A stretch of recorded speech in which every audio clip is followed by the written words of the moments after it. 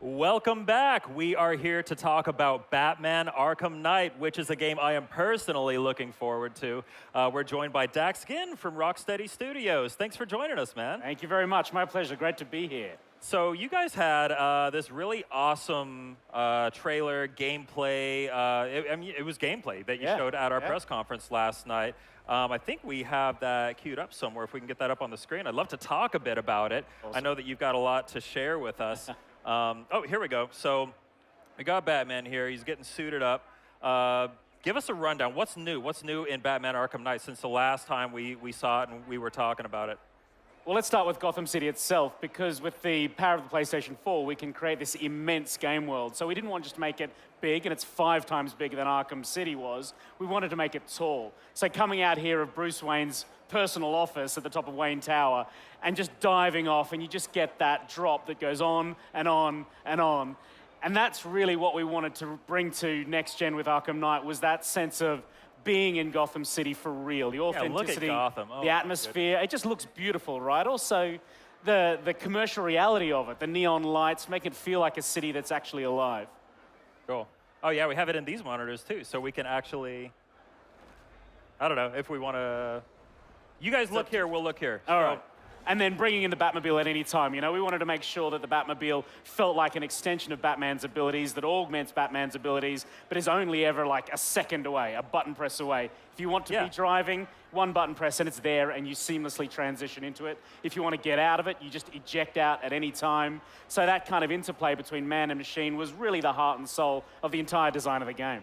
Yeah, how are you guys designing Gotham in such a way that it's fun whether you're in the Batmobile or you are flying around as Batman? I mean, at any point, you can push a button, you launch out of the Batmobile, you're flying around, push the button again, you're back down in the Batmobile. How are you guys balancing those two different gameplay styles? Well, it's a huge balancing act, because the Batmobile itself also has 2 modes, pursuit mode and battle mode. So at any time you can transform into battle mode. You get this massive heavy cannon, you get a Vulcan gun, you get a riot suppressor. So there's sort of 3 gameplay silos within the game, Batman being one, battle mode being the big reveal we're making here at E3, going head to head with the Arkham Knight's forces, these drone tanks, unmanned, so you can just kick ass as you move through the streets and defend Gotham in the way that Batman is destined to do. Look at that. Oh! Yeah, what kinds of firepower I love are we that. Check seeing out here? this missile barrage.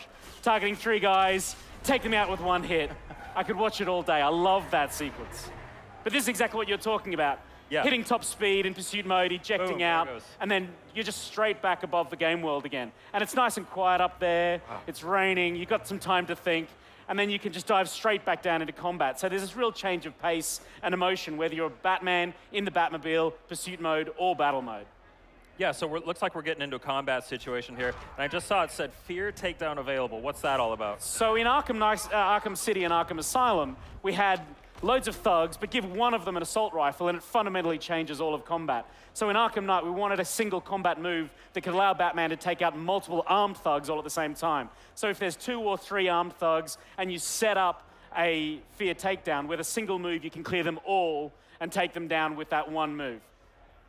Nice. So what are we seeing here? Is I think that we're coming up on kind of an interrogation bit here. We're kind of sneaking around in the rafters here. So we're in Penguin's weapons cache here, and we're going to go and interrogate Penguin. But this is the thing that we've really been thinking about for the Sony press conference, which took place last night. How do we make the big reveal, which was Scarecrow? And we were talking about fear, and what is the ultimate fear of anyone at a press conference? It's this. It's your game glitching, it's your game crashing. So stupidly, we deliberately crashed our own game to show everyone what fear genuinely feels like.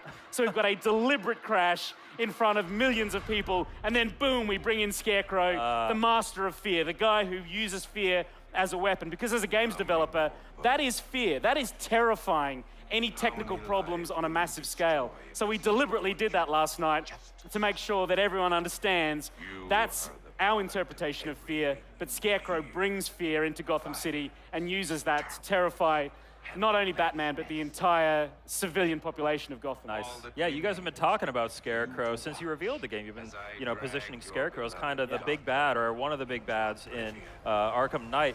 How are you kind of transitioning from the Joker being the main villain into someone? I mean, there's certain expectations when you talk about Batman. Obviously, the Joker is a big part of it, but we're talking about Scarecrow. Scarecrow is our man here. He looks super menacing. Yeah. What are you guys doing to really hammer home the point of him being a central focus of the game? Well, that was the plan all the way back to Arkham Asylum. You know, Arkham Asylum, you had Joker and you had Scarecrow, both significant characters and significant antagonists.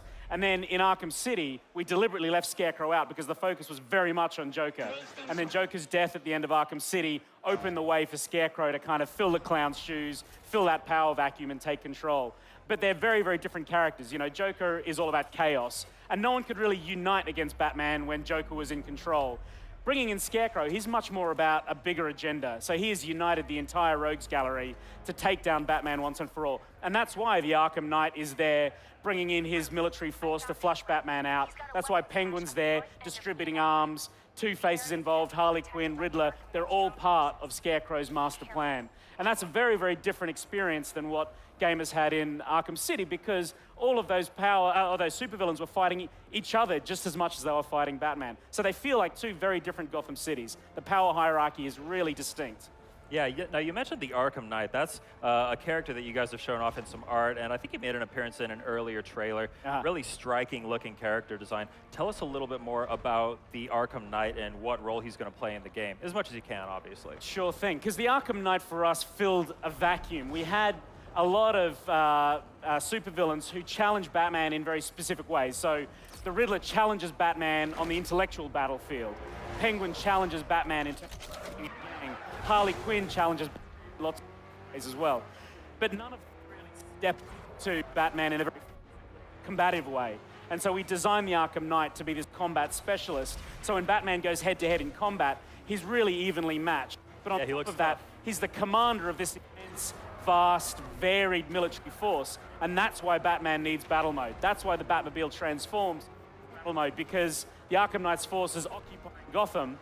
The only way Batman can defend against that is by bringing out his own military force, and that's what battle mode's all about.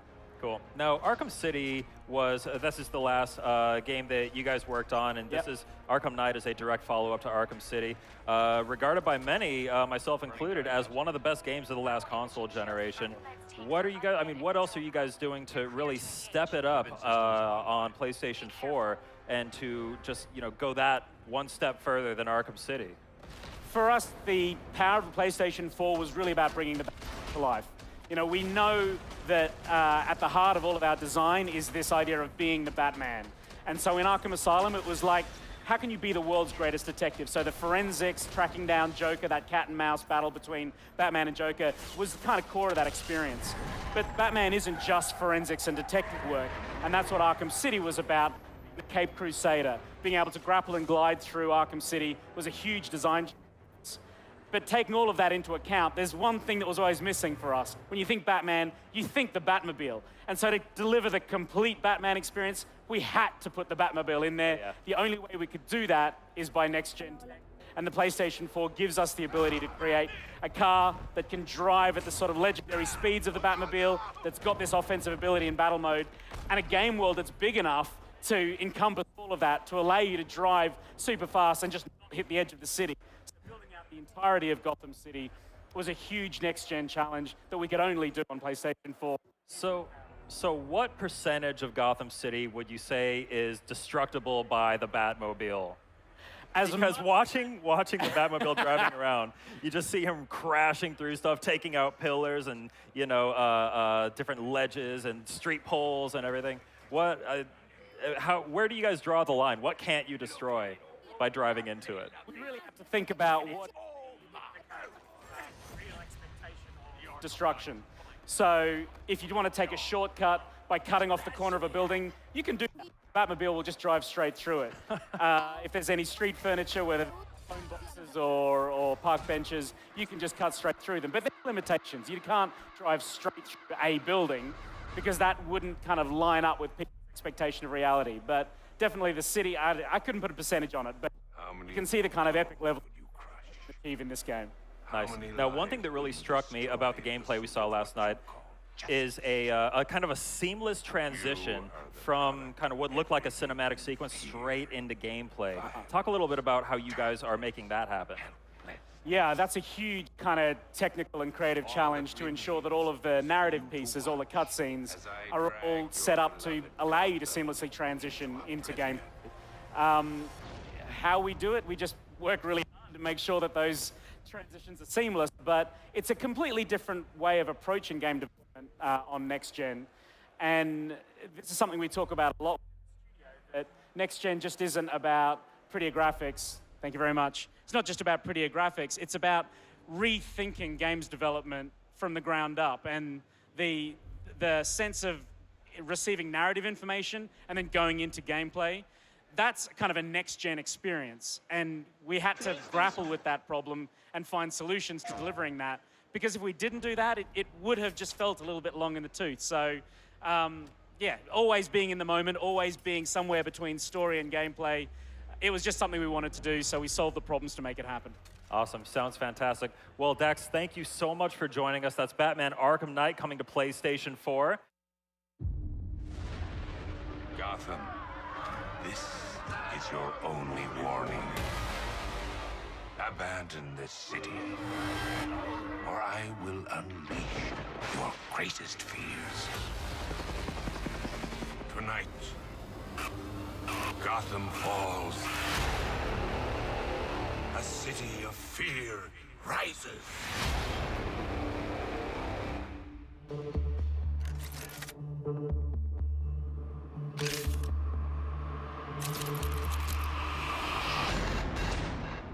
City's overrun. We don't stand a chance.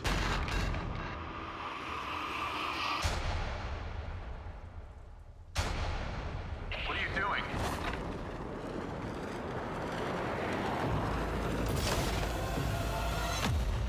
Evening the odds.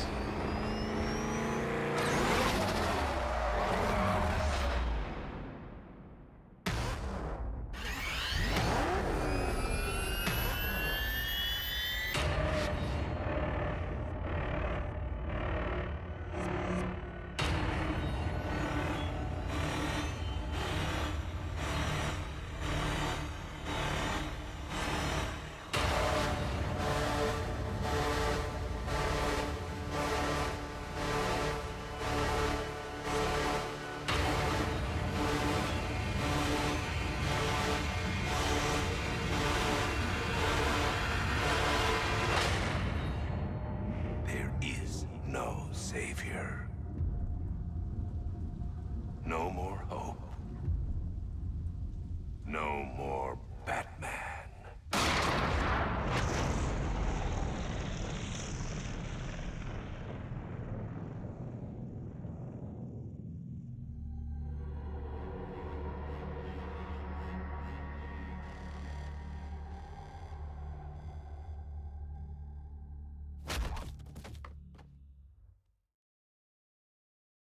PlayStation